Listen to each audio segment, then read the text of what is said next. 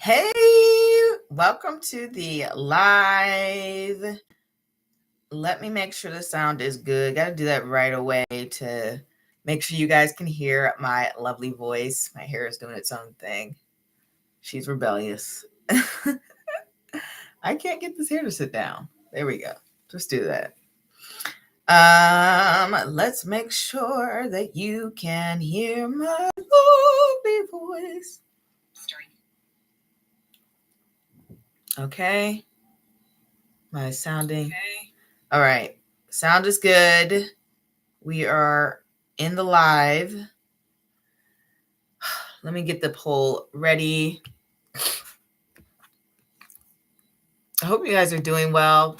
As you're coming in, I am just setting everything up, making sure that we have everything covered here when it comes to the live. It has been a different week, a vibe change, I guess I'll say. I mean, I don't know about you guys, but definitely a vibe change. So let me pin this.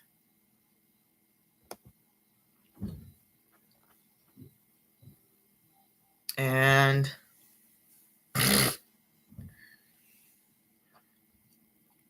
making sure that I have the poll ready for you guys.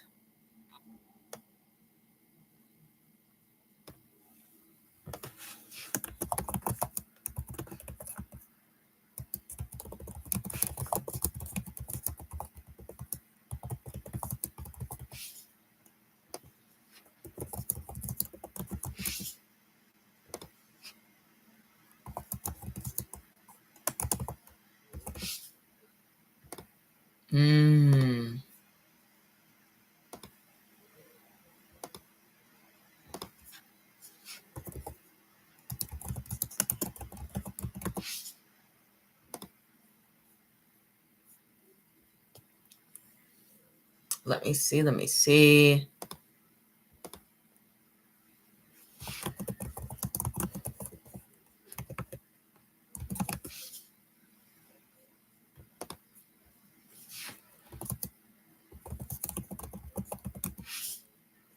All right, the poll is prepared. Ooh, punctuation. Poll is ready. We're here, ready to start. This week, I'm just doing the Radiant Wise Spirit. I've just been feeling this deck a lot more. So that's the one we're going to be working with for the live. In this live, I'm also going to be, I'll have to get that later. I'm also going to be covering the weekly collective, and I'm going to talk a little bit about Uranus transiting Krittika. Last week, we did Saturn's transit in Uttara Bhadrapada, and I spoke a little bit about that. And the week before, I spoke about the Western astrology in terms of transit of Saturn going retrograde in Pisces and Uranus going retrograde in Gemini. So going to do a recap of that towards the end, but I want to see, let's do the live, see if anyone has any questions first before we jump into that. And then there's also, I think I said the weekly collective, but I want to say it again just to make sure that I said it.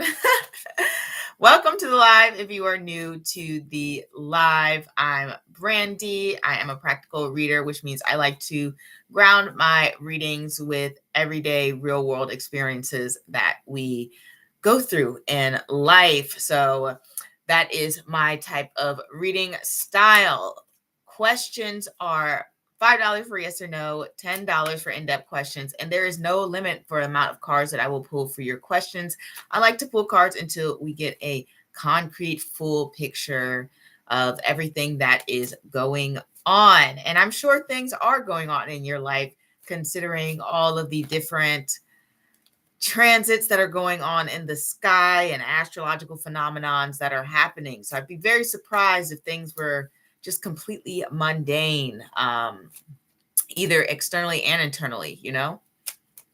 Something's probably shifting, I would imagine. It has been a while since I've done a Saturday live with you guys. I mean, but that makes sense. I've been busy. When school starts, schedules shift a little bit for me. But I do like the Friday nights a little bit more. I think I'm a night owl. Still noon is, I think it's ideal. I generally get some, you guys seem to be okay with noon. If not, I can also pop up tomorrow. It's going to depend on my workload, but I do think I can manage to do a 30-minute pop up. I wanted to do that last week, but I ran out of time. So definitely going to try to squeeze that in this week for Sunday for those of you who can't make it into this live. Oh, and don't forget, if you would like a private reading from me, link is in the description bar below.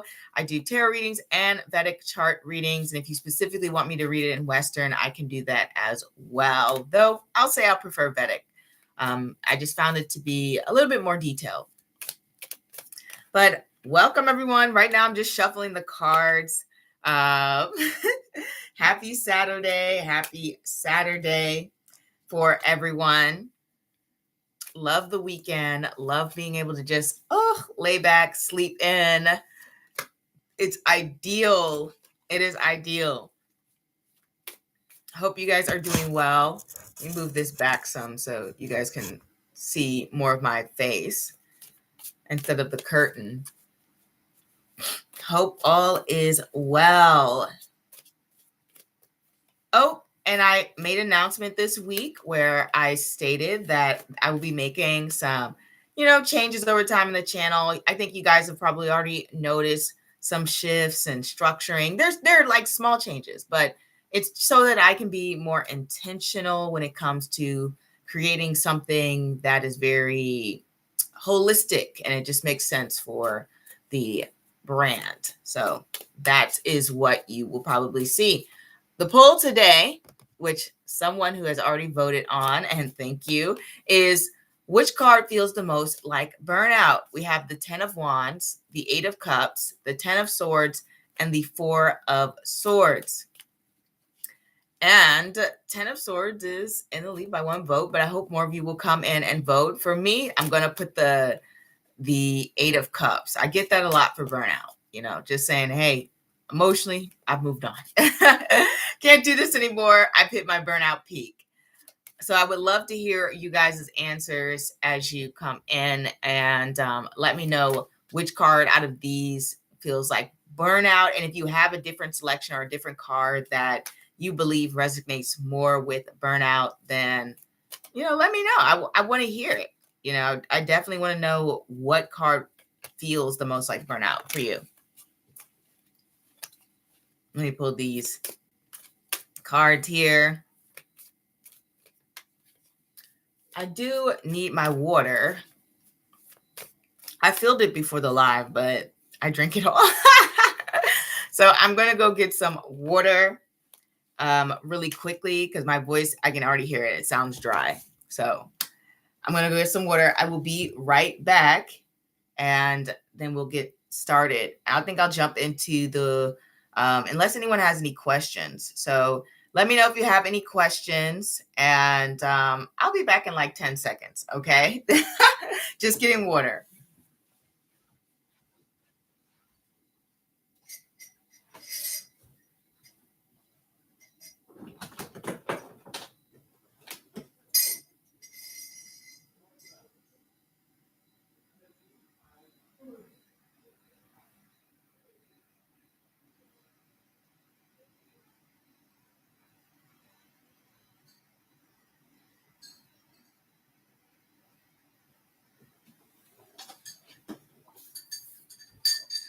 Woo.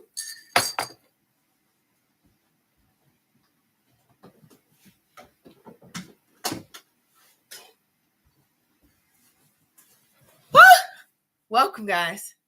I'm back. Got my water.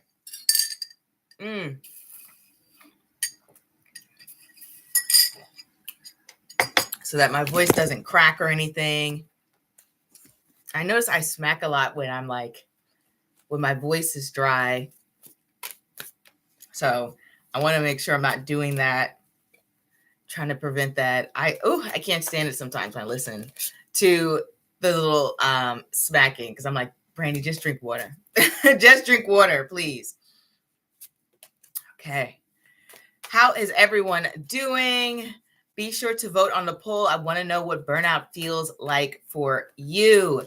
Let me know if you have any questions that you need me to answer or you would like to gain some insights on. We are almost midway through September, guys. So that is pretty exciting. Let me know how the September monthlies were for you. Has it been accurate so far? I am very curious. Tell me how you chose in that video. And then also the latest video is definitely up, where I talk about first year dating your future spouse. So if you're interested, go ahead and check that out. I haven't seen any videos like that, so I figured let me try it, but maybe other people have videos like that, who knows? But it felt like an original idea at the time. Okay, and just gonna give it one more shuffle.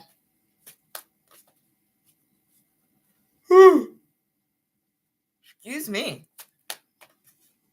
It has been an exhausting week, but a good one, I have been working on this behind the scenes on my channel to give you guys some good content or to just make things look a little bit nicer. So things are underway. Ooh. Excuse me. Oh my goodness. Sorry, when I yawn, I cry, guys. I don't know why that is, but trust me, I'm not sad or anything. But let's get into this. Let me know how you've been, how things are, how life is for you. Do you have a lot going on? What are you thinking about for the future? Me personally, I'm excited to graduate. I'm counting down the weeks. So I'm very excited in terms of that. That will give me a break and I can see you guys more. So I would be very happy for that to be occurring. But yes, let me know if you have any questions you need me to dive deep into for the live. All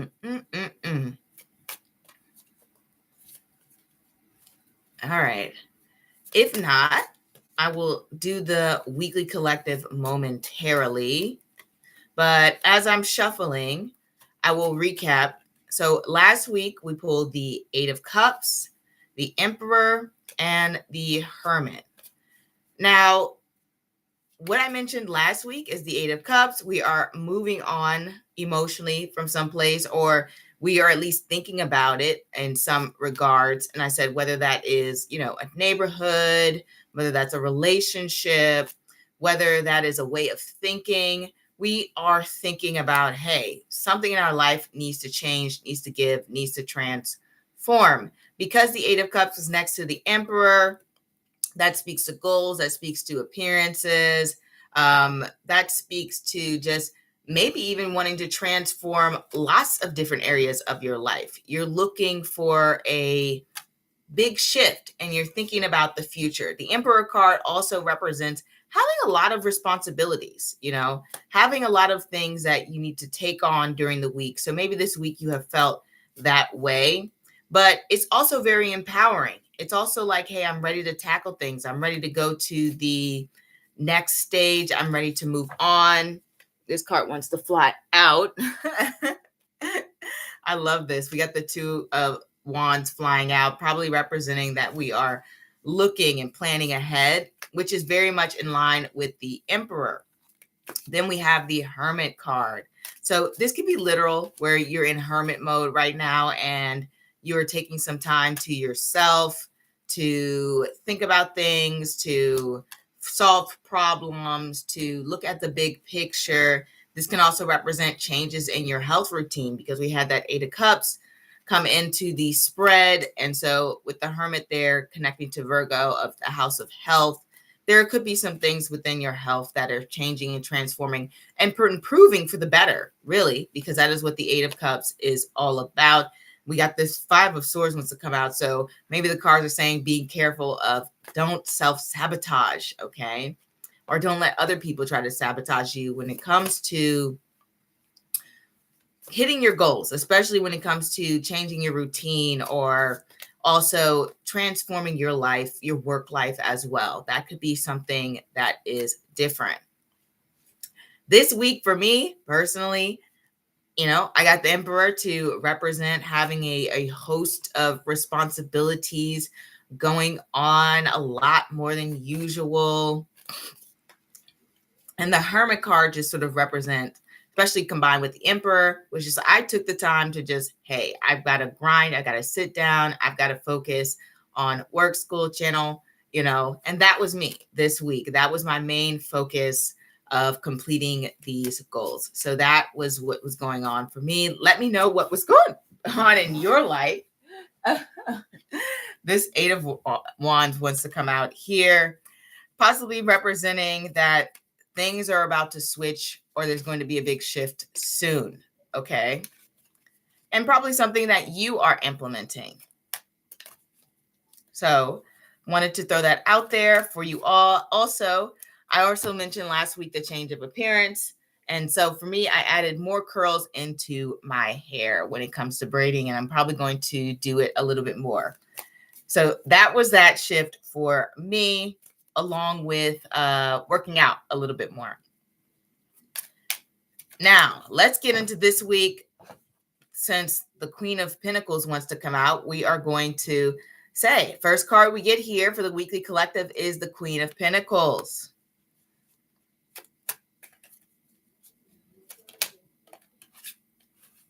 Okay, let's keep. Then we have the Ace of Cups.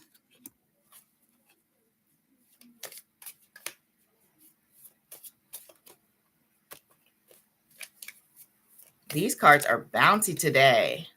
Let us get into this last card here.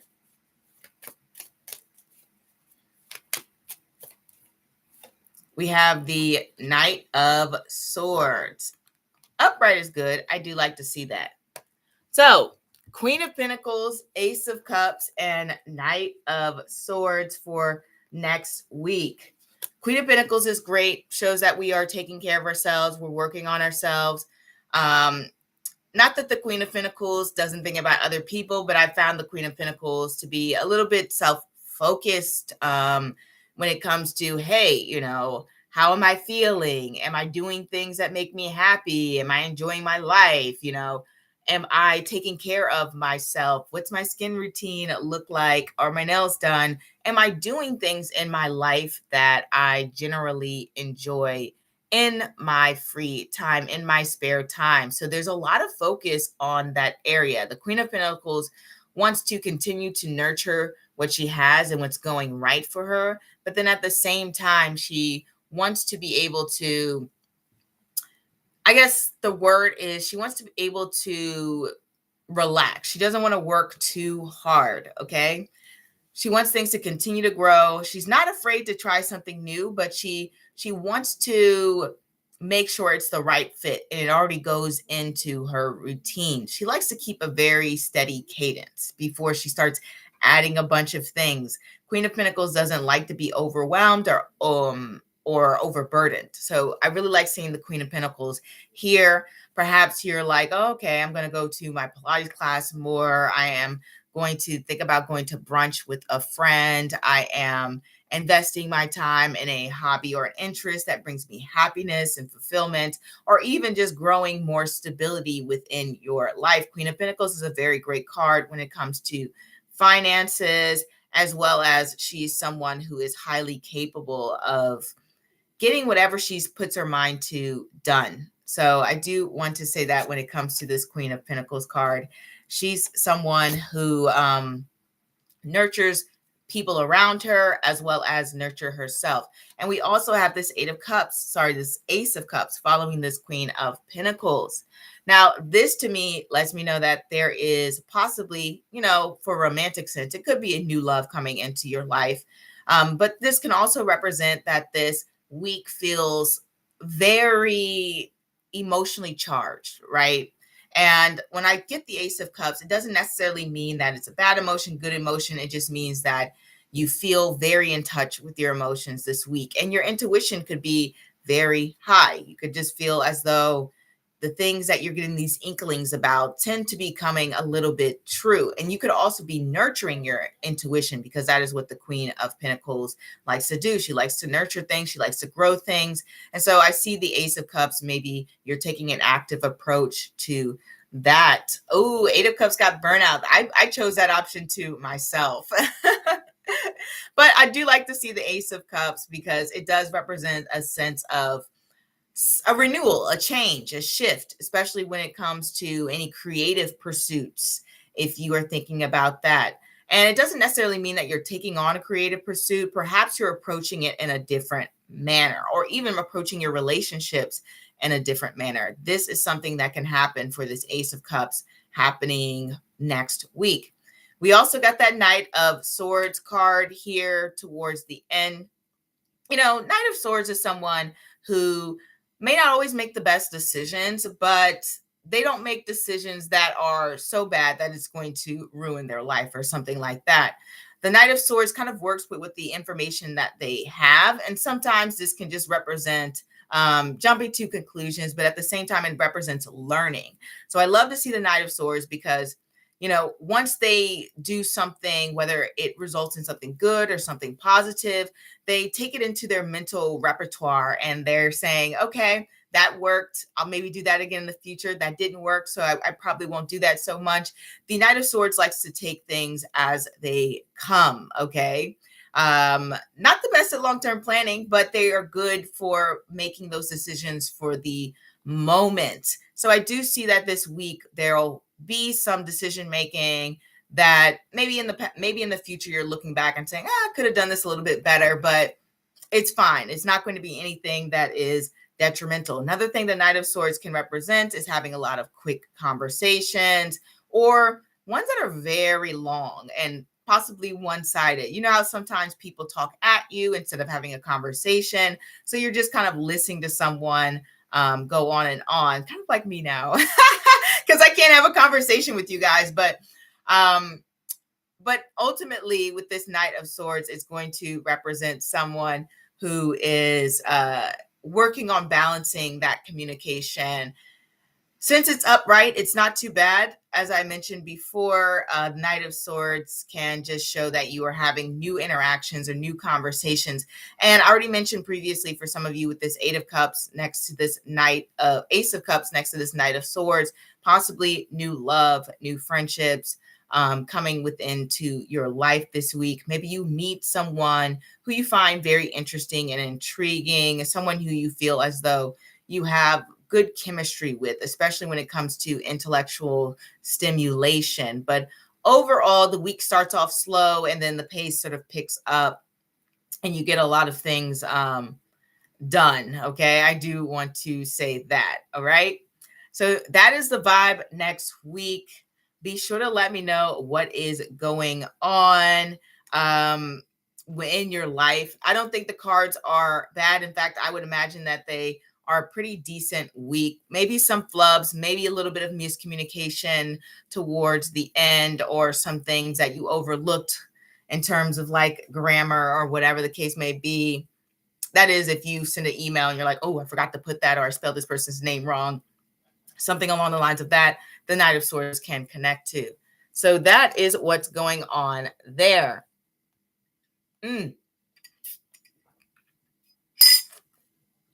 I like the vibes ahead. And when I get the people cards, the court cards here, the queens, the knights, that to me represents a lot of social interactions, especially since it's between the Ace of Cups. It's just kind of representing, okay, we have people talking in my life, making casual conversations. It's not too deep, but I'm talking to a lot of people this week, and maybe even some new people with that Ace of Cups right in the middle. And I do think it's a good vibe overall. Okay, So let me move on. I'm going to hop right into the the recap, the astrology, just because I don't want to be here super long, guys. So we're going to jump right into it to make sure that I give you the full picture of what has been happening in the astrology. I'm going to try to do these at least once a month. So be on the lookout for that if you're interested in the transits, the Vedic astrology. This is Astro-Tarot research. Since no one has any questions right now, I'm going to hop right into it. All right.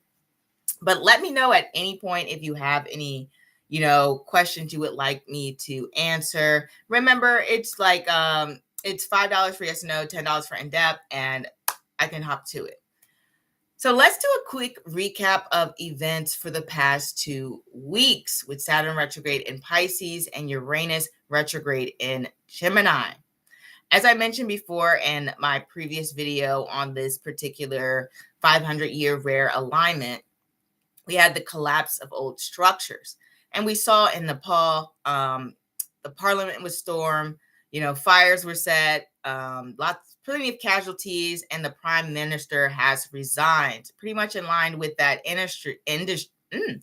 pretty much in line with that transit's energy. I don't know why I tried to combine those words in my head. We had France with the block everything protests escalating, the shutting down of the streets and forcing the prime minister out. So we did have that, collapsing of the old power structures pretty quickly with this transit.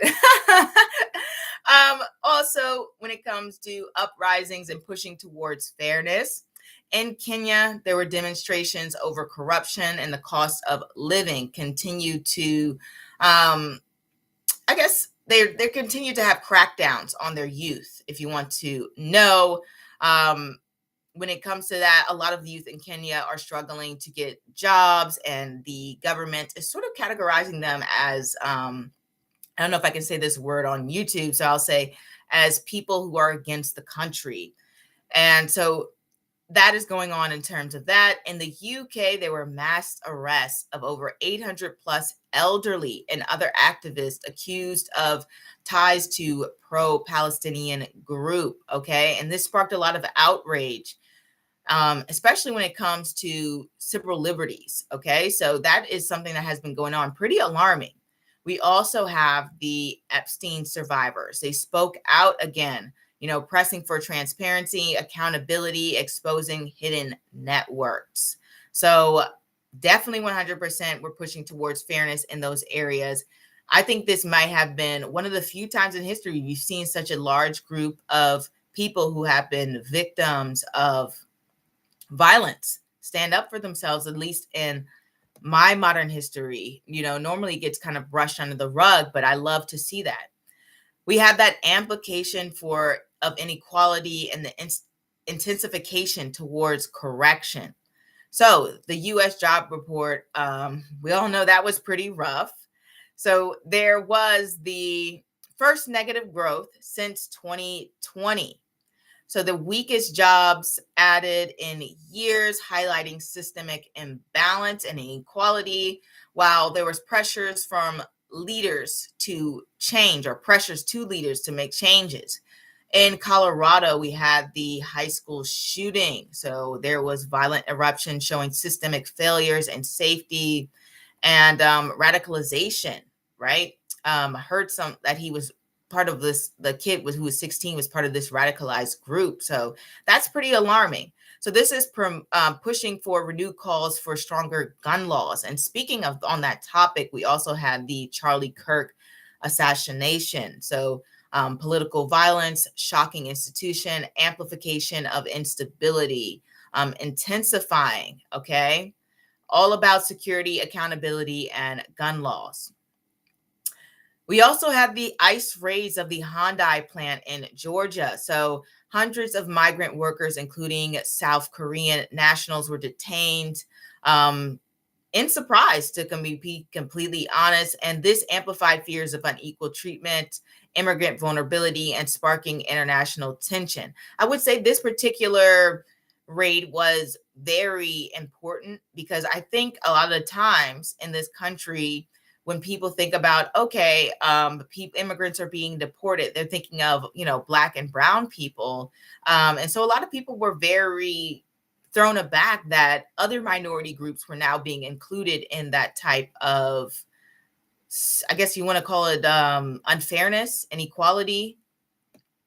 So, that was shocking for some people. Not me, but that was shocking for some people, just kind of showing that, if we are all, if none of us are equal, if there's a certain group that is being punished, then we are all at risk of that same treatment. So now Uranus will be retrograde until February 4th in the sign of Krittika, and also Uranus will be in Krittika until July 12th, 2026, right?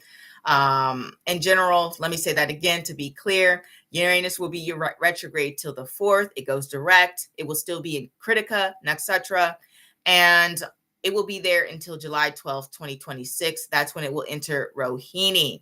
And hey, you guys, as you're coming in, I'm just going through the astrology, okay? Doing a recap. And if you have any questions, please let me know. We can pause to take care of them. Don't forget to answer the polls here. If you're new to the live, I do love to poll you astronauts. So I want to know which card feels the most like burnout to you. Right now, it's split, For me, I would choose the 8 of Cups, but, to each their own, right? I can understand all of these choices. I mean, that's why I put them there. So back to what I was saying, Saturn will be retrograde in its retrograde motion to November 28th. And so this particular retrograde overlap of Uranus retrograde and Saturn retrograde will occur until the 28th. Now we're on to the once in a lifetime cosmic event of Uranus retrograde in the sign of Vedic Taurus and Krittika Nakshatra. This happens only once every 84 years.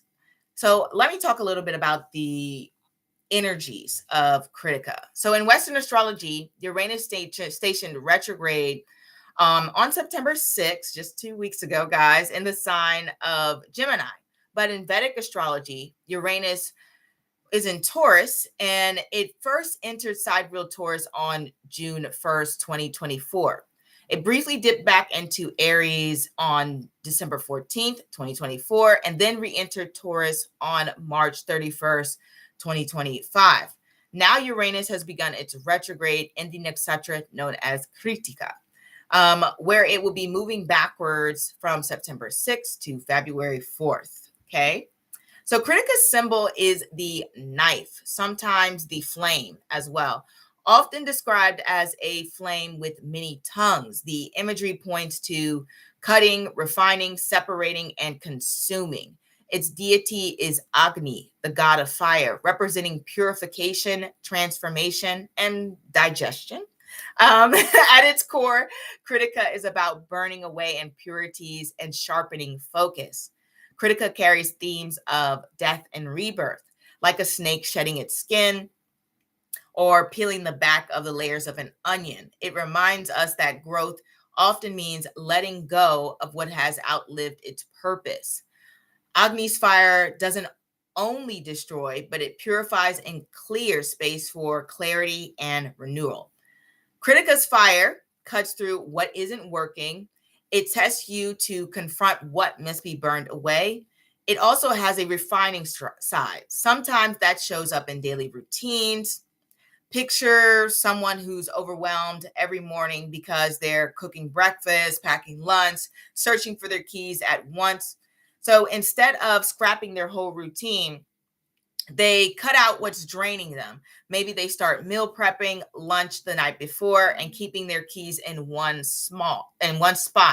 This small act is cutting and refining, makes the routine smoother, makes it more sustainable.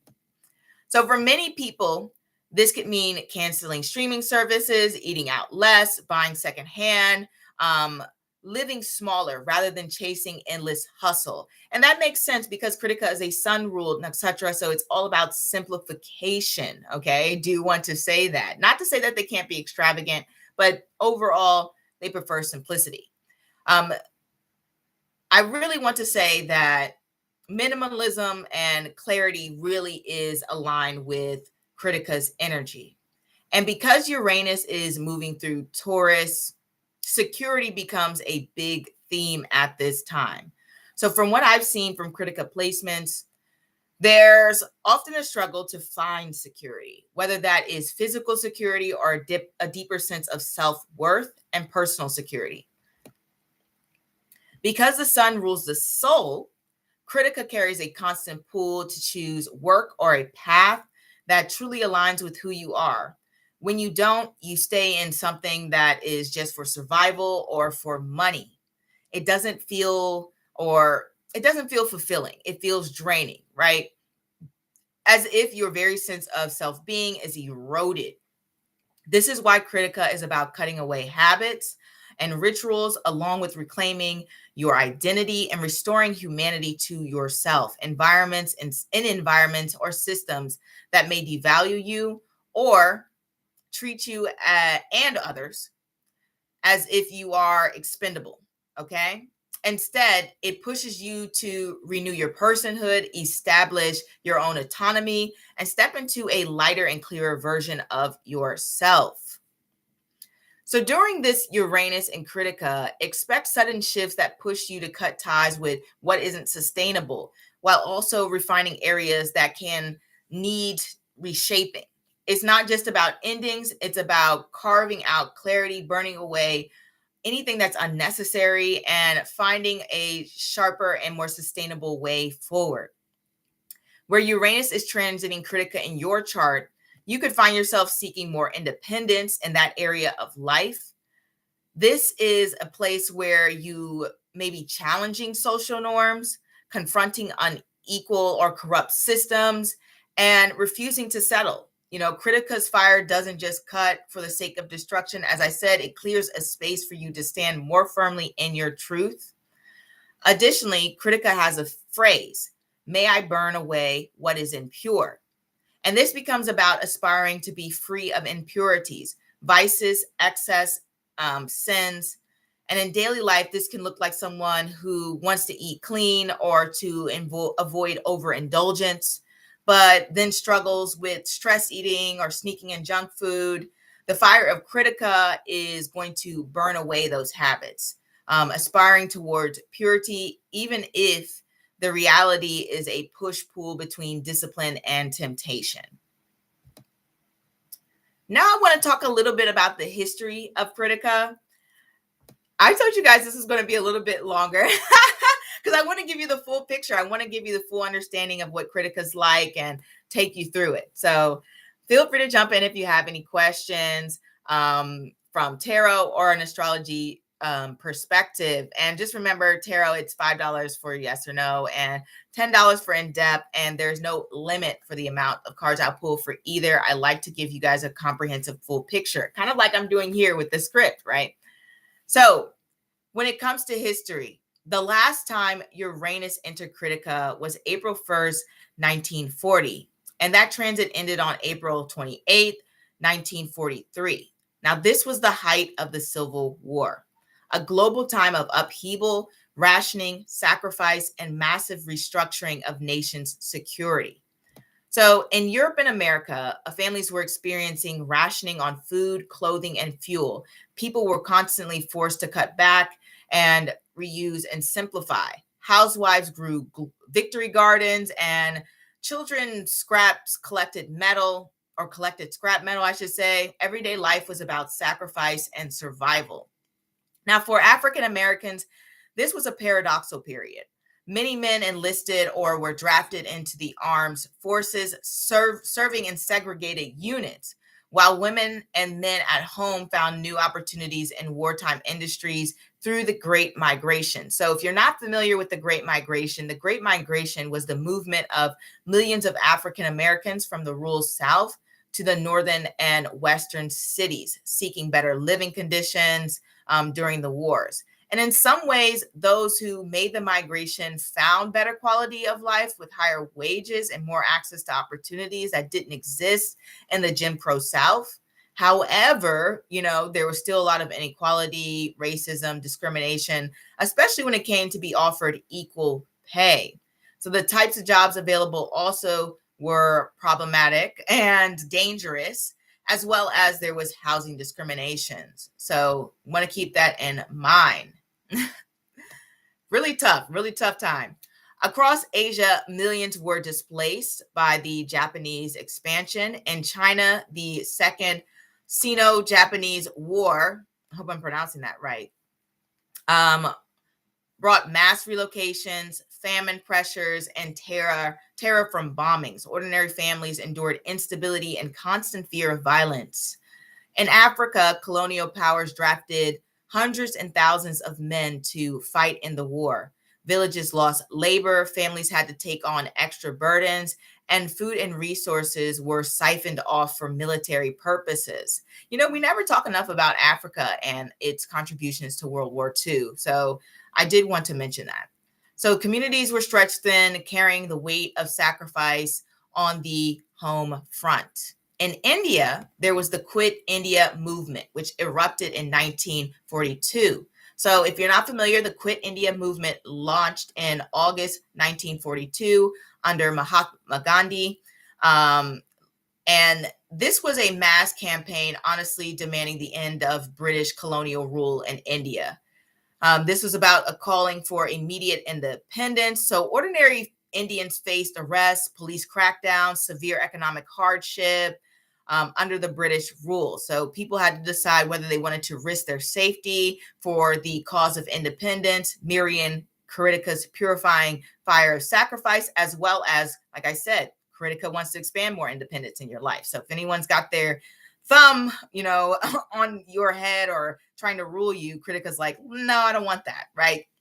In South Africa, families noticed food was harder to come by and prices were rising. Parents had to stretch meals further and imported goods were suddenly scarce. So workers in cities like Buenos Aires and Rio de Janeiro found jobs tied to war effort, but the wages didn't always keep up with inflation. So the love lives also in marriages were shaped by uncertainty. I know we don't talk about like the cultural things of what was going on in people's lives in terms of love, romance, etc. But I did want to mention that. So because a lot of young men were pulled into the industry service, this kind of left a lot of women who were just alone or were housewives, or maybe they couldn't find a companion. So keep that in mind. Krittika deals with loneliness. I mean, I've just found it to be a very lonely nakshatra in general. In fact, just a side note, I was just doing some research on people who were late bloomers, not fully completed,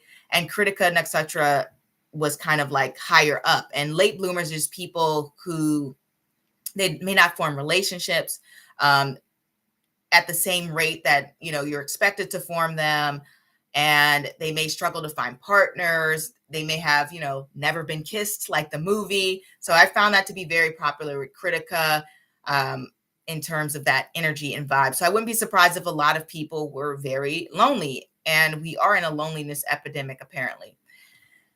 And then in Europe, another layer of devastation unfolded. So Uranus entered the Taurus position of Krittika in March 17th, 1941. Just 3 months later, on June 22nd, 1941, Nazi Germany launched Operation Barbarossa, the invasion of the Soviet Union. So this marked a terrifying escalation because it led to the mass shootings of Jewish people, Romanian people, and others across Eastern Europe. So hundreds and thousands of people were executed by firing squads in forests and towns. And this was the first wave of large-scale systemic killings that had laid the groundworks for the Holocaust. So this was pretty devastating. One of the most devastating genocides in modern history. It is very, what is the word I want to say? It's striking that it occurred only months after, Uranus shifted into Krittika, the Taurus part of it. And that would indicate that the Taurus part of Krittika is a little bit more intense when it comes to violence amplification. So I do want to make note of that. And as you're coming in, I just want to mention I'm talking about the astrology of Uranus transits and Krittika. As I mentioned, I would be doing this week. And so I was bringing you through the history. We've talked about the symbolism of what's happening with Uranus and Krittika. And now I want to talk a little bit about the retrograde portion, because that is the part of Krittika that we are in right now.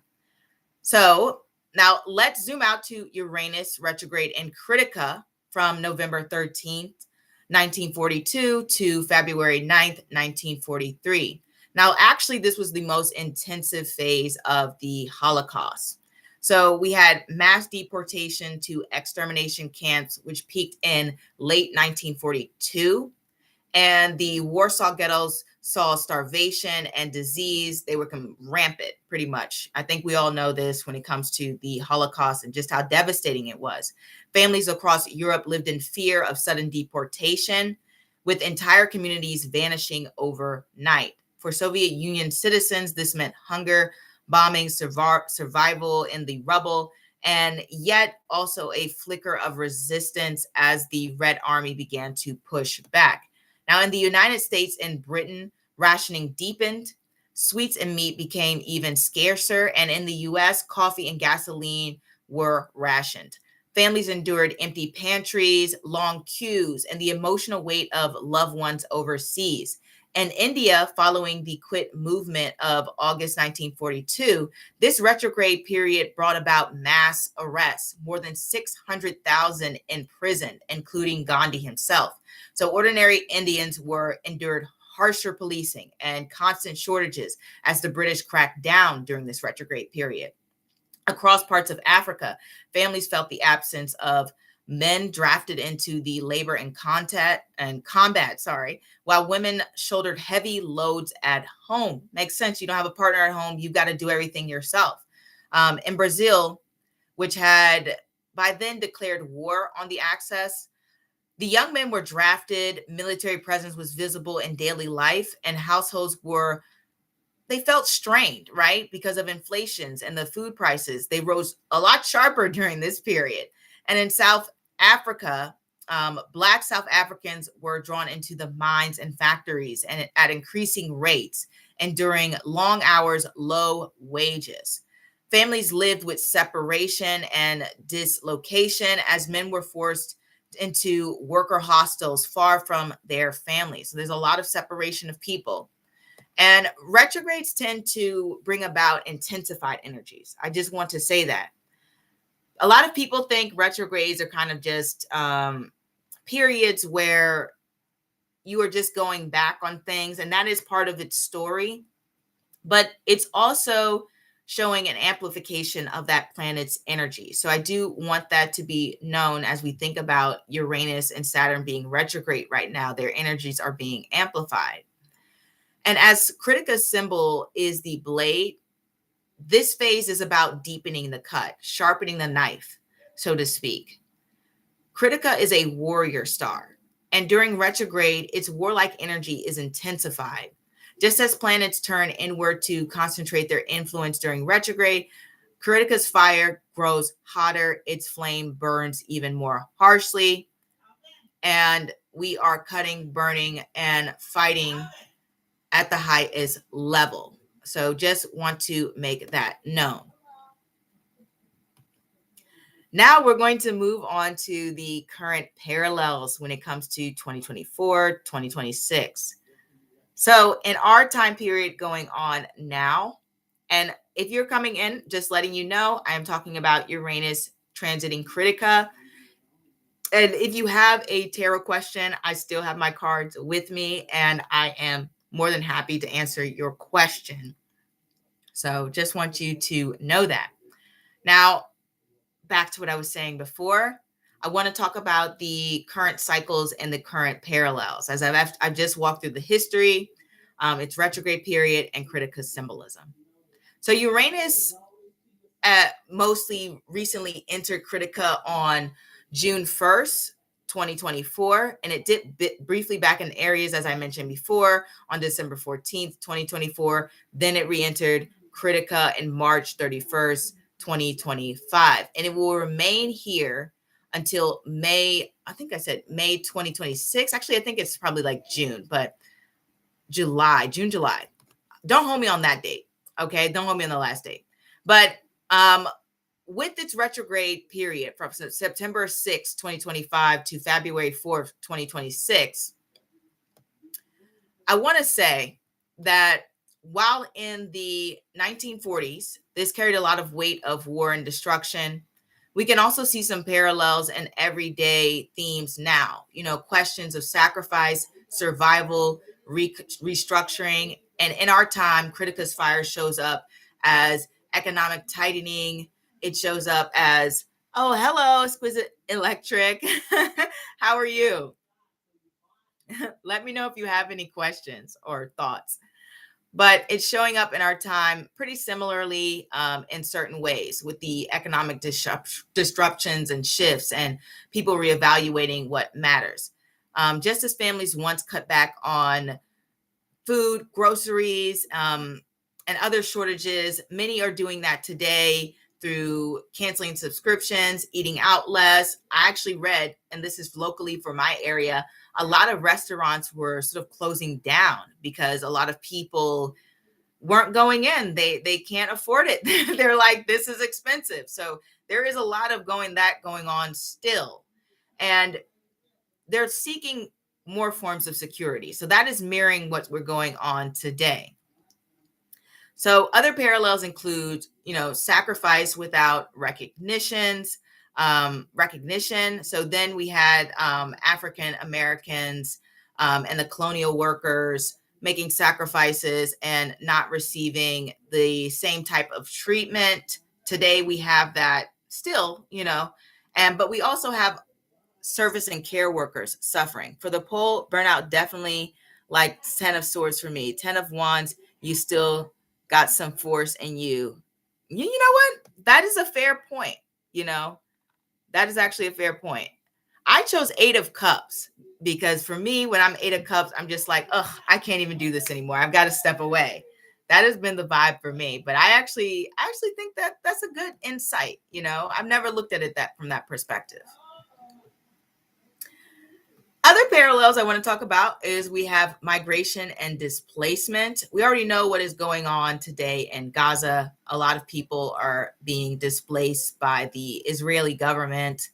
And then at the same time, people are being censored for talking about the war going on there, or really more so like an extinction of a population. And I don't know if certain people, I don't know what YouTube is going to censor, if I can even say this word. So I'll say menocide.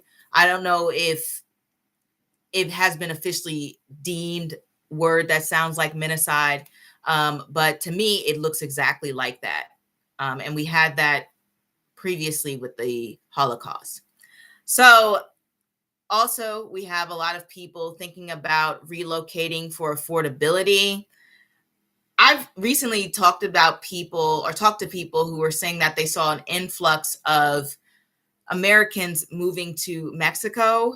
And it's actually funny. I actually saw a news report talking about Mexicans protesting this move. And I was like, that's ironic because in America, a lot of people are like, oh, no, we don't want, immigration from the southern borders. And now it's like the opposite, where it's almost like the tables have flipped. But yeah, there's a lot of relocation when it comes to affordability, safety, and wanting to live a digital nomad life. Granted, I don't know how many people actually live that life, but I know people are pushing towards it. Similar parallels is obviously inflation, food scarcity. As we have a lot of deportations in this country, we're going to have a lot less people being able to work the farms. And then you also have the tariffs, and they are making things a bit complicated right now, to say the least, causing a lot of inflation and rising costs. So there's that going on. We have resistance and redefinition. So back then, there was the India Quit movement. Today, we have a lot of protests, labor strikes, and questioning of broken systems. There's also the loneliness and separation. So we had the war hostels and other separations because of the war or work conditions. And today we have digital isolation, mental health struggles, as I previously mentioned, a loneliness epidemic, which needs to be talked about in the media a lot. I actually even heard more people were single now more than ever before. So an increase in singledom. I wish I should have brought the survey in, but this is already long enough in terms of research. And then, we have a lot of rebuilding and renewal going on. You still have people wanting to make efforts towards sustainability, recycling, and repurposing. So that is also being mirrored. And as I mentioned before, the harshest parallel is the devastation of the families in Gaza who have been displaced, starved, and stripped of security, which are definitely extreme human rights violation. And I believe in a UN inquiry.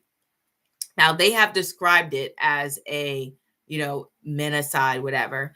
But some people are still pushing back against that label. Okay. But to be honest, the pattern is unmistakable. It is a similar type of atrocity and it's horrific.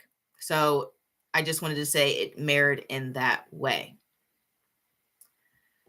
Now,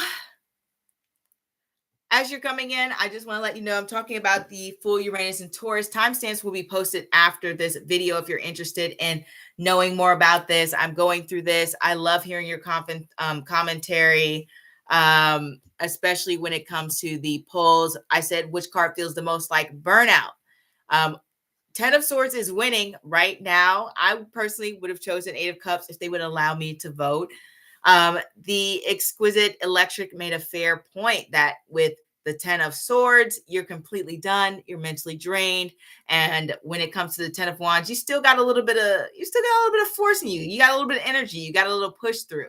And I do see that, right? I do actually see that perspective. 10 of Wands is always about like, hey, I'm going to keep trying. I'm going to keep going. So I think that's a good perspective to have when it comes to those cards. And let me know if you have any questions. I do have my tarot cards here as always.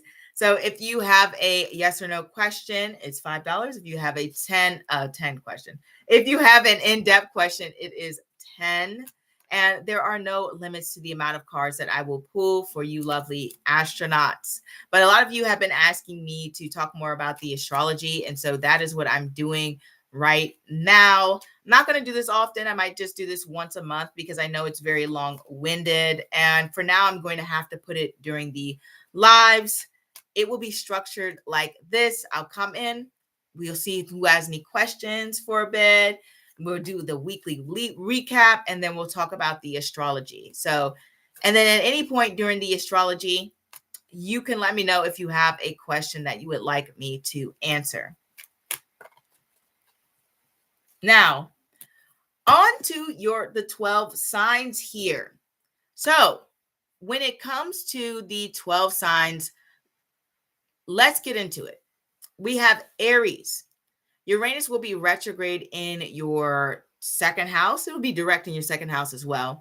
The house of monies, values, and security. It's been there. You know the vibes. You know the feel. This is about reevaluating spending habits, cutting out unnecessary expenses, and questioning whether your income path truly supports your sense of self-worth.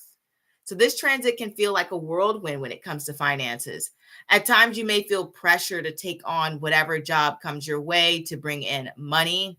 With Krittika's influence, though, there's a push to break free from that pattern, especially under Uranus retrograde, which wants you to, not stick at work that doesn't resonate with you. During this period, you may even often find yourself reevaluating your long-term career path, questioning whether your current way of making money truly aligns with you. It may feel unsettling, but that discomfort is the part that pushes you to consider new avenues. For example, an Aries rising might pick up a food delivery or retail shifts to make ends meet, but then realize they feel drained and want to explore more independent outcome streams like selling handmade items or freelancing. Or they may suddenly realize that a steady trade or craft they've been pursuing for years no longer excites them, and they're sparking a shift towards a different kind of livelihood. At the same time, this can bring about some twists or even some unexpected financial opportunities. You could be in a position where you are stressed about needing income, and then a job or gig or opportunity shows up for you or lands on your doorstep out of nowhere. This can also show up in an unexpected opportunity where you find a job that feels like bringing you back to life, thanks to Krittika, renewing and purifying energy. So I do want to also mention, lastly, that you could also have some more responsibilities as well. Other examples of this energy could be, like I mentioned before, canceling the subscriptions, refinancing debt, deciding to that a job is only for the money is too draining for your soul. This can also represent realizing certain impulse buys aren't adding value to your life. And it's a shift towards saving for something that feels more meaningful. So I do want to say that. If you're just now coming in, I'm talking about the astrology of Uranus and Krittika, but feel free to ask a question at any point and let me know what you think in terms of what card resonates with burnout the most. So far, the 10 of Swords is up there. Oh, and guys, and don't forget to like. I always forget to say that. Don't forget to like. I would really appreciate that. It means a lot, and it is minimum effort. Now on to Taurus.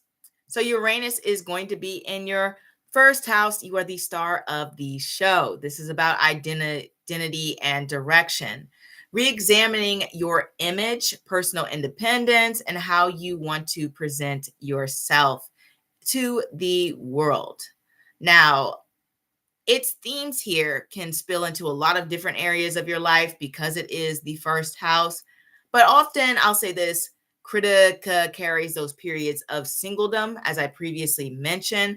And so it's possible during this retrograde, you can find yourself in a little bit of a dry spell. At the same time, it can amplify a strong desire for relationships because of that loneliness that's part of Krittika. Keep in mind that Uranus here also aspects your seventh house of partnerships. That further stirs themes of connection and relationships and who you want by your side, right? And since Krittika itself is tied to finances, you may be taking risk in those areas, such as quitting your job, co-signing a loan, stepping into obligations that test your security. When Kritika's here, it's about re-examining the sacrifices that you make for your life and even the sacrifices you might make for other people. You know, someone comes up to you and says, hey, can I borrow $200? It's kind of like, okay, I borrow $200, I'll give you $200 to lend, but then they keep asking, and this person is draining you, right? Essentially of your resources, because it's like, hey, like you got to get a job or something, right? So you can find some sacrifices are misaligned with your deeper truths, and you're going to want to burn away that type of interaction or maybe even that type of person. And you want to align your identity, your love life, your finances with what truly fulfills your soul. That's going to be going on for you, Taurus. And also, just some other examples. This can represent experimenting with your routine, haircut, hair coloring, setting a personal boundary, pausing to reflect on who you are, feeling like you need to shed this old image of yourself or how you present yourself online even, and refining what you want to be seen as going forward. Now on to Gemini risings. Uranus will be retrograde in your 12th house of rest, solitude, and hidden matters. So this can be about, renewing patterns of rest, spiritual practices, how you escape the daily stress, refining your thinking, addressing patterns that could be subduing you or harming you, bringing up, I guess it's sort of like bringing to a peak of like insecurity and self-doubt so that you can transform and change that, right? You're going to want to get rid of anything in your life that's causing you stress, to be completely honest. So for example, if you live in a high cost neighborhood and it's stress for you to pay the rent every month, you may want to look to release yourself from that burden. You're like, I don't want to pay this rent. This is too much. I'm stressed out by it. This can also represent, late nights, binge watching, wrecking your mornings. And you're like, oh, wait, I shouldn't stay up so late. Binge watching. I actually have to change this, refine this, reevaluate this, and say, I don't think this is going to work for me. This can also represent about cutting back on escapist habits like scrolling through social media or gaming, to create more space for rest and clarity. I do want to say that.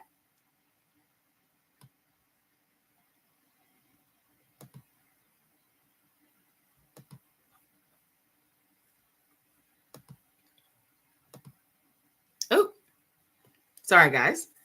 Also with Gemini risings, this is going to cause you to do a little bit reflection. It's not as deep in terms of self-reflection, Krittika, when it comes to the other placements, but there is going to be some reflection there, and you're going to want to make some moves and changes.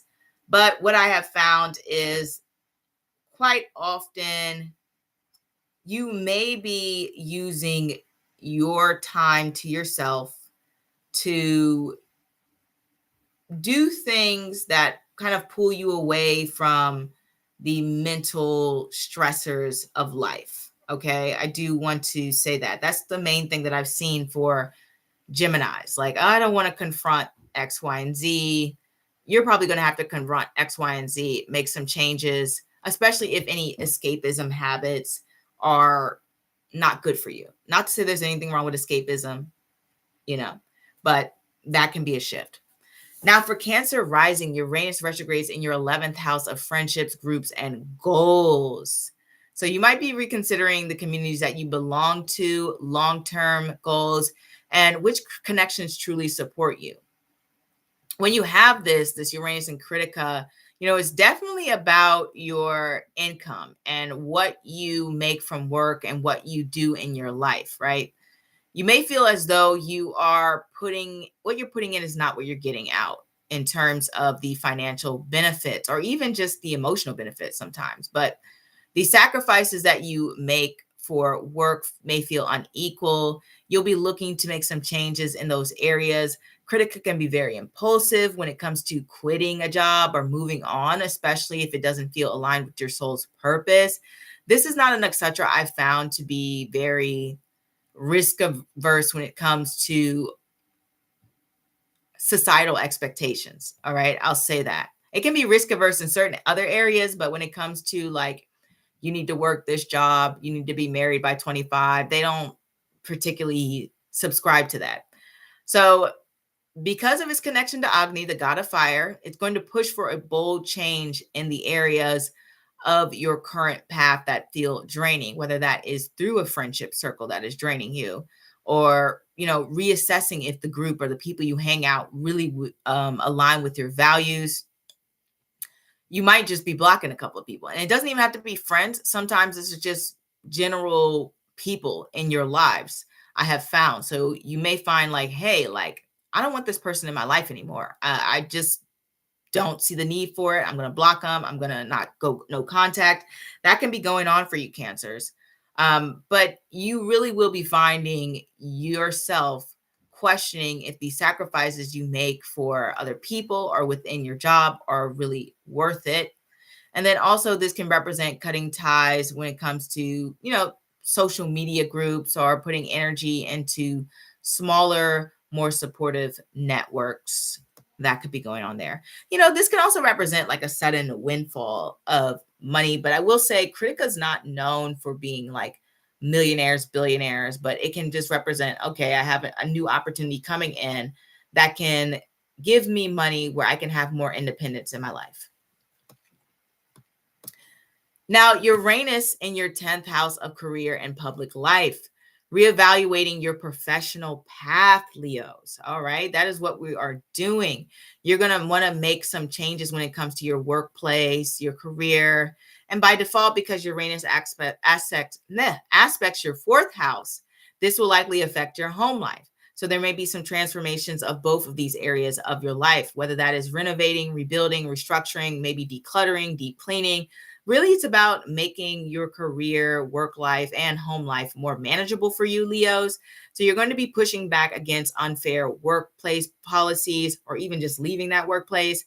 You're going to want to refine your role, especially where you have been overlooked and undervalued. You're going to be reconsidering your long-term career path. asking whether recognition that you are chasing is actually worth the sacrifice. And obviously, this can bring about a lot of different job changes over the years. I've noticed with Krittika, people, they're not afraid to switch a job, for the most part. If it's something is really draining, the environment's really toxic, people are clicky or just prejudiced in some sort of way. This is like, I'm not going to stay here. I don't really like the vibes, right? Now, when it comes to you, Virgo risings, Uranus will be retrograde in your ninth house of beliefs and higher learnings and long journeys. So this is revisiting your worldview, educational pursuits, or travel plans. It's about cutting away what no longer serves you, or in terms of aspirations. You may even be questioning the people that you look up to. Studying something that is unconventional. It could be a mentor or boss that is there to guide you at this time to help shape your perspectives. Krittika's energy is very much like a counselor, which makes sense. It's in the sign of Taurus, which is all about teaching and learning to some degree. But you're going to want to maybe even pursue learning a new language, exploring some ideas that you have never thought about before. This is a type of transit that can shift your perspective a little bit. I've noticed that Krittika has this theme of like slow burn realizations, like not truly understanding the full essence of oneself, and then just being like, oh, wait, I get it now, right? So there's that. But anyways, you may not want to stay in one city. You could have a job that pushes and pulls you through different cities. You can have a career shift, a career move. 11th, 10th, and 9th house definitely can connect to that career move. Or you might even find yourself, suddenly dealing with legal matters as well. That can happen. So be on the lookout for that. But this can look like, I say, dropping a course in, philosophy that doesn't resonate, like if you're a student, or redefining your worldviews to match your lived experiences, posting or revisiting a travel plan. And you may even realize, I don't know if I want to travel there, or I want to travel with that person, or I used to not be into solo traveling, but now I'm thinking about doing it because Krittika wants that independence. And remember, it's bringing more independence into the area of life. So when it's transiting your ninth house, it's going to bring about more independent thought. So I do want you to know that. Now we move on to Libra rising. So Uranus will be going through your eighth house of shared resources, intimacy, and transformation. This can be re-examining financial engagements, trust issues, emotional depth in close bonds, breaking free of psychological patterns, and rethinking what you share with others. As I mentioned, that slow burn realization could be happening in your life regarding yourself, situations, or others. You realize some things about yourself. You realize some things about others. This is a time where you could be sharing more with others as well, or even just allowing others to contribute back to you. With Krittika, there's some hesitancy when it comes to leaning on others. And so this transit can make you feel a little bit like, oh, I'm not sure if I want to allow this person to help me. I want to be independent. I want to do my own thing. Krittika might put you in a position where, you're forced to take that help or something along the lines of that. But that could be going on for you. Sometimes this is personal realizations about partners. Like, oh, I didn't know this about this person. This makes me look at them a little bit differently.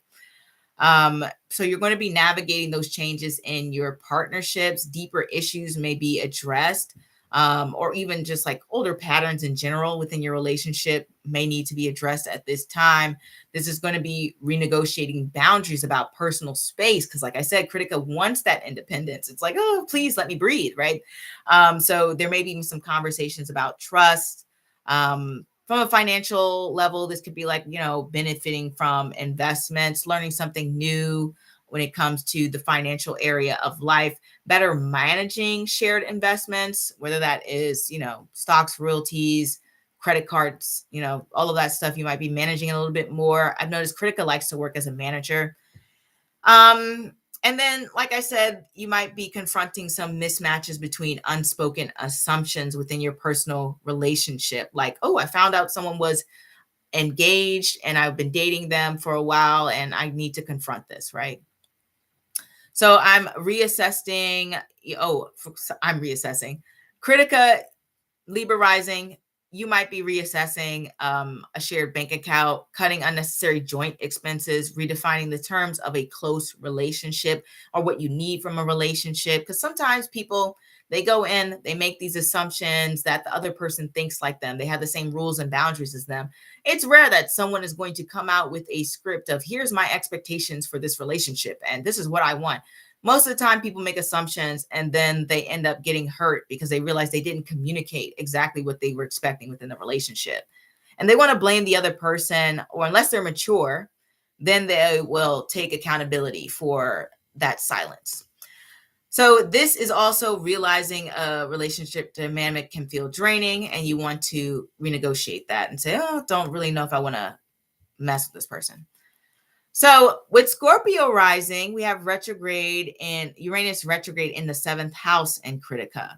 So this is about revisiting relationship patterns, questioning and compromising, redefining what balance means to you. I have found that the 7th house transits often have to do with traveling or moving too. So you may even find yourself breaking free from like your current home or country or moving to a place that better serves your goals for an undefined period of time. Maybe it's permanently, maybe it's just for a short period. I want to keep in mind, Krittika does have a connection to languages that generally it's going to be more so foreign languages to you. And so this is why I think maybe if you guys are moving or going to a place, they're at least going to be a place where somebody has a different accent than you. Or it could be more extreme where they can speak a completely different language. So I do want you to know that with the Krittika energy there. You could also use this time to learn a foreign language with the assistance of someone, because the 7th house rules partnerships. And so if you have a language tutor, that would be a partnership, right? You can also see new relationships forming at this time. You might even be thinking about the type of people you want in your circle around you.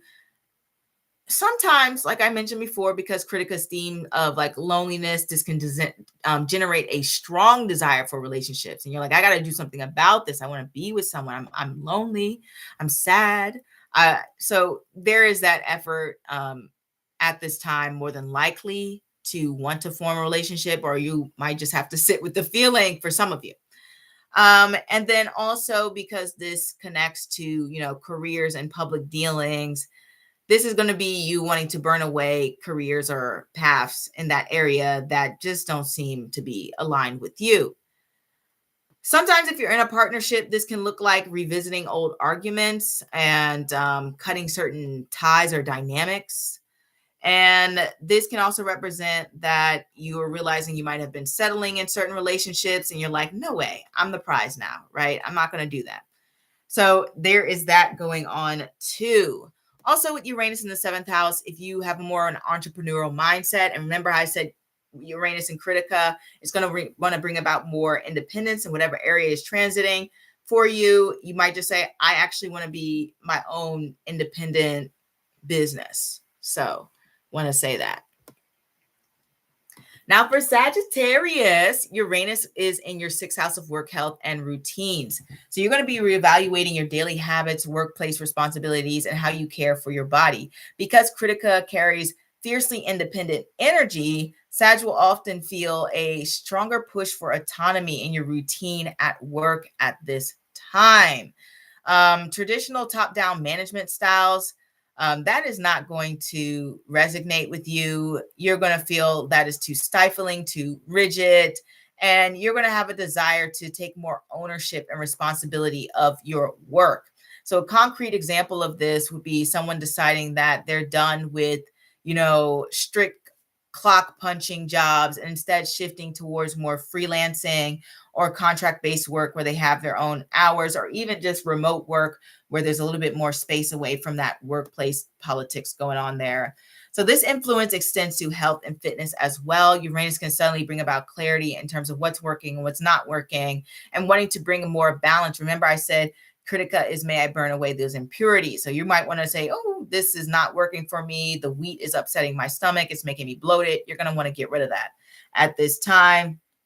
You're going to want to cut back on certain foods, or even go cold turkey on certain eating habits or workout habits or health habits, whatever you're doing that is affecting your health. I focus on, fitness and eating, but there's so many different aspects to health that you could be focused on to improve, to change, to bring more balance into your life. Okay. You may even think, okay, I'm going to leave behind this high intensity workout that was prescribed to me by my trainer. And instead, I'm going to choose a program that is more specific and independently designed for me, right? Or even by me, right? So, like I said, you may realize that health routine is not working. You may realize something in your daily routine or your daily life's not working, and you're going to pull back from prioritizing that. And you're probably going to want to no longer overcommit. Now, Capricorn, I do want to say that this is transiting your 5th house of creativity, fun, and romance. So I love that for you. Uranus transiting the 5th house is certainly very interesting. But ultimately, it's about cutting away any self-expression or romantic connections that no longer feel like it serves you. Like, this is not authentic to me.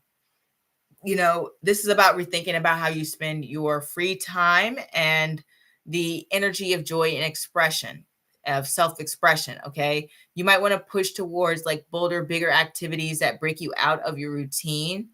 And if you've been feeling weighed down by responsibilities, or you're the type that only goes out when friends invite you, or otherwise you prefer to stay home, well, this is going to influence you to seek more independence and a stronger drive for fun and exploration and hobbies or creative outlets. Hey guys, if you're coming in, I'm just going through Krittika's transit through the 10 signs. I am on Capricorn.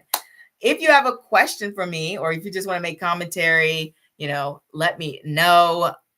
Questions, as always, $5 yes or no, $10 for in-depth.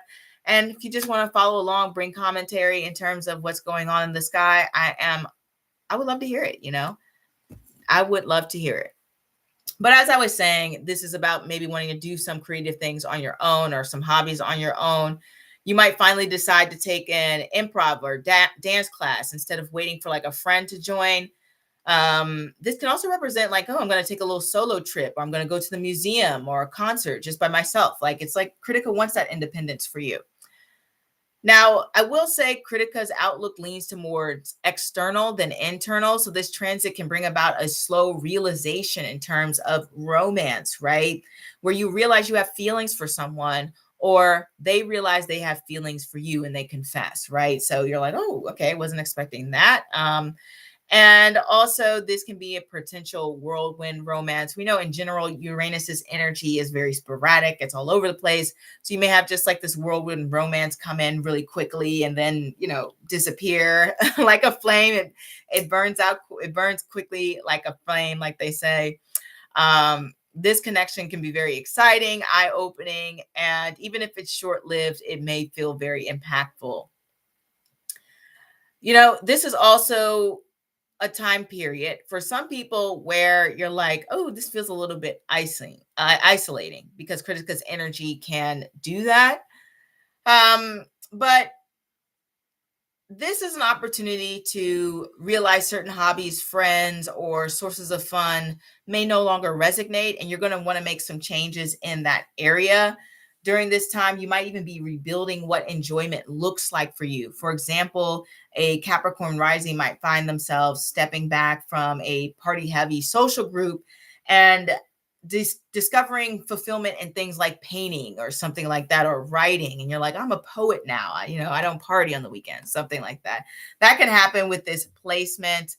But yeah, Krittika does carry that lonely boy, lonely girl type of energy to it. Other examples include, pausing on creative visions to refine your work, questioning whether casual dating aligns with your deeper values, cutting back on social activities that feel draining. These are all the things that can be happening. Oop, almost done, Aquarius. So Uranus will be retrograde in your 4th house. It is retrograde in your 4th house, I should say. So you already know the vibes. You already know the feels. This is home, family, and roots. Also your emotional world. We don't talk about that enough with the 4th house. So this is renewing or reviewing those family dynamics and living arrangements and your sense of emotional security. So obviously the living arrangements can be changeable at this time during this transit. As I mentioned before, Krittika can be very changeable when it comes to its connection to languages. And so this can mean, hey, I moved to a country where we don't speak the same language, or, it's an accent change. I could move to, Georgia, and a lot of people may have a more Southern accent. So there can be that shift in this area. But generally, Krittika isn't always moving. I found it can just bring about renovations to the home. I do want to say this: Krittika and a lot of sun ruled nakshatras have to do with reviving what's new. Remember, I said Krittika connects to renewal. And so if you have just kind of like musty curtains, or there's some steps that need to be fixed, at this time with Uranus going through your fourth house, is going to say, I want to change things. I want to just upgrade it. I don't want to necessarily move, but I want to upgrade my space. And so there is that aspect going on in terms of the home environment. You're going to be looking for ways that you can build excitement into your life, because this placement is like, oh, I don't want to be bored emotionally, right? So with that Uranus here, it's similar to the fifth house, where it's like, I want more excitement. I want more fun in that way. So I do want to say that you could be spending more time at home as well. So that could be going on, but this can be decluttering, revisiting your living space to make sure it supports your needs. As I mentioned, considering the move, the different environment, all of that. And this can also bring about knowledge about your family, right? I do want to say that, like, you're learning something new. I've realized this about my mom, my dad, my uncle, my cousin, whatever. You've had some information revealed to you. You've been enlightened. Pisces and Pisces rising, Pisces moon, whatever the case may be. This goes for all of you guys. Uranus will be retrograde your third house, house of communication, siblings, and daily environment. So, hey, we're all talking about that, re-examining your day-to-day, your communication, and how you manage those local connections, right? Where are you going on your day-to-day? Where are you traveling to? Are you making grocery runs? Are you dropping off packages at the post office? Like, you might just be like, I want to switch things around a little bit. I've been doing the same old too much, right? This can also bring about like wanting to pull a little bit away out of those areas and explore different territories to some degree.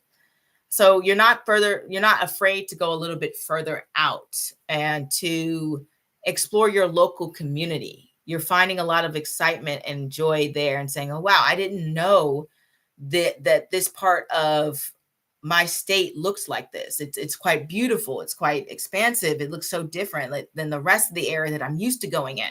And so there's that slow burn realization in terms of like, oh, wow, I've lived here so long. All I had to do is drive an hour out and I'm in a totally different vibe change. So there is that going on. But generally, this is good transit, especially if it comes about learning a specific niche. If you are someone who's very spiritual, or like I said, you have that quirky niche, it's a great time when it comes to the world wide web of communication. Krittika is going to want you to express yourself, and you're going to make more connections with people who are a little out of the box or a little bit different like you. Okay. It is about deciding to, something like this can, if you are into social media, this can be like, I'm deciding to scrap my YouTube aesthetic, or I'm deciding to change my Instagram layout, like things like that. You're just cutting away things that you're just like, I don't think this is aligning with me. This is like fuzz. I want to change this. Krittika itself is very intellectual. So this can bring about a focus on geopolitics and events around you. Even if you weren't previously interested in global events in the world, this may amplify that interest just because of Krittika's nature. When it comes to that, you're going to want to be informed of the narratives that are shaping the lives around us. Also, part of this period can feel as though you are thinking about the content in which you consume. You may say, oh, I don't know if I want to take in so much social media. I feel like I've been doom scrolling. All I do is sit on YouTube all day or something like that. And you're just like, you know what? I need to curate a more intentional feed, or I need to just pull away from social media in general. And, it really is more about independent thought here. when it comes to this Krittika nature. But I do like to see this because it does show that you're learning some quite useful and valuable skills that may be a little bit unusual or not typical. I shouldn't say unusual because sometimes it's just a little bit not the average, you know. And then you're going to analyze what you take in a lot more. As I said, you're going to be careful about the words you say or how you structure your conversations. Yeah, that's pretty much it. More intentional about what you watch and what you put out there. This can look like cutting back on errands, group chats, refining your schedule, protecting your mental peace. Okay. Because Uranus in the third house can make you a little bit, you know, anxious, guys. And this is realizing your communication style isn't working. You might want to switch it around some, practicing a different approach. And I just want to say that another effect of this transit is it can make you create more bold moves. Now, Krittika can be a hesitant nextatra when it comes to following their passions, but even if you're reluctant to take those leaps under this influence, you will be tested. Your bravery will be tested. So you're going to find yourself in situations where you need to stand up for yourself, where you need to fight, where you need to take a chance. You need to take a risk. You know, for example, this could look like, you know, finally confronting a manager about unfair workloads or something like that. Or even something more personal, like making the first move when asking someone out. So there's that. So I covered a full detail, guys. We are done. Oh my gosh, so long. Hopefully you guys found that informative. I will put the timestamps up for you guys later if you want to go back and look at things. I wanted to make sure I gave a full comprehensive picture. And this is why I say, like, man, there's no way I can do this every day or something like that, because I want to give you guys a full understanding of what's going on and what could be happening for you in your lives. Hopefully you enjoyed it. And I will probably go live again tomorrow just to see if anyone has any questions or anything like that. We have been on here an hour and 30. It was good seeing you guys. I'm so glad you voted on the polls and let me know you guys resonate with the 10 of Swords when it comes to burnout, because that is interesting. You know, it's so amazing how the cards show up a little bit differently for everyone, but it is nice to see that there is somewhat of a consensus. Like, we know that, hey, we see the 10 of Wands, we see the 10 of Swords. It's going to be burnout some way or some regard. Now, I think that is what I want to say in terms of everything that has been going on. I feel so tired talking so much. My throat is dry. Going through that all. Hopefully you guys enjoyed it. And I'm having like a bit of a brain freeze, a brain fart right now. There was something I wanted to say.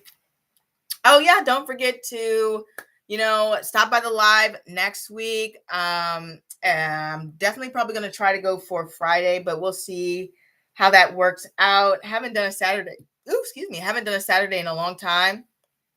And so this feels different. This feels refreshing. This feels like a vibe. Don't forget, if you want a private reading from me, link is in the description bar below. If you are looking to give your opinion on certain things on the channel, feel free to check out the community tab where I poll you astronauts. I ask you type of readings you like. I ask you questions like this. What type of card feels the most like burnout? You know, things along the lines of that, because I am interested in connecting with you all. And I really appreciate all your support and everything. This feels like I accomplished something this week. Really creating that long script, guys. So I just feel a sense of accomplishment, and hopefully you guys will enjoy watching that back later. And like I said, if you have any questions, let me know. I'm going to go live tomorrow for about 30 minutes. So that will be solely tarot stuff, and you guys can pop in and let me know your thoughts and what's happening in your lives and things like that. And oh, I'll just say this again because I said it in the beginning of the video. I recently made an announcement. You're going to see me making some aesthetic changes to the channel, or maybe even some small switches. This is all just gradual improvement. I like to keep things going and changing based on your feedback and how you guys respond to things. And just overall, I want a stronger aesthetic and brand, because I just think that is really more enjoyable to look at and experience. So you guys know, hey, that's Brandy. That's Astro-Tarot research. And that is all I have for you guys. It's hot in this room. It's hot. I thought we were supposed to be ending summer. Summer ends pretty soon. You know, what is it? September 21st. We've got like a week left or something like that. Yeah. Yeah, it's coming to a close. I'm a little bit sad. I'm mourning a bit. All right, I'm going to end here. Thank you guys for watching. Like I said, I'll post the timestamps a little bit later, so you can jump right to your sign or whatever portion of the video you want to hear back. And I will see you next time. Au revoir.